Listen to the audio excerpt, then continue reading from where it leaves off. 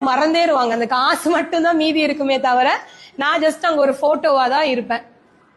அது கூட எத்தனை பேர் வீட்டுல வச்சிருப்பாங்கிறது நமக்கு தெரியாது. சோ அடுத்து அதிகபட்சமா என் பையன் நினைக்கலாம், என் அம்மா எனக்காக அதை விட்டுட்டு போனாங்க அப்படின்னு. அவன் பையன் நினைப்பானா? நம்ம இப்ப யாருன்னே தெரியாது. சோ அப்போ அந்த பணம் சம்பாதிக்கிறதுக்காக நம்ம இங்க பிறக்கல. பணம் சம்பாதிக்கிறது நம்மளோட தேவைக்காக. பணம் இல்லைன்னா இங்க எல்லாமே கஷ்டம், எதுவுமே நமக்கு கிடைக்காது. அந்த தேவையை பூர்த்தி செஞ்சுக்கிறதுக்காக தான் நீங்க பணம் சம்பாதிக்கிறீங்க. பட் உங்களோட ஃபர்ஸ்ட் கோல் என்னவா இருக்கணும் அப்படின்னா, நீங்க நிம்மதியா இருக்கிறது. நீங்க நிம்மதியா இல்லாம பணம் சம்பாதிச்சு பிரயோஜனமே கிடையாது. யாருக்கும் இங்க நம்ம ஒண்ணுமே விட்டுட்டு போகணுங்கிற அவசியமே இல்லை. எல்லாரும் இந்த உலகத்துல வந்திருக்காங்க, அவங்களுக்கு என்ன தேவையோ அவங்கவுங்க சம்பாதிச்சுப்பாங்க.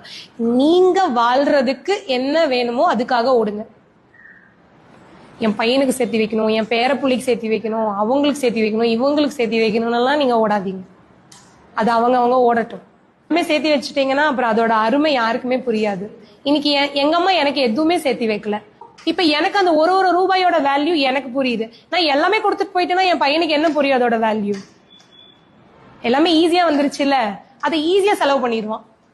அதனால குழந்தைங்க நம்ம இந்த உலகத்துக்கு கொண்டு வந்திருக்கோம். அவங்களுக்கு நல்ல ஒழுக்கம் சொல்லி கொடுக்கலாம், அவங்களுக்கு நல்ல படிப்பு கொடுக்கலாம், இந்த சொசைட்டி எப்படி ஹேண்டில் பண்ணணும்னு சொல்லி கொடுக்கலாம். அவ்வளவுதான்.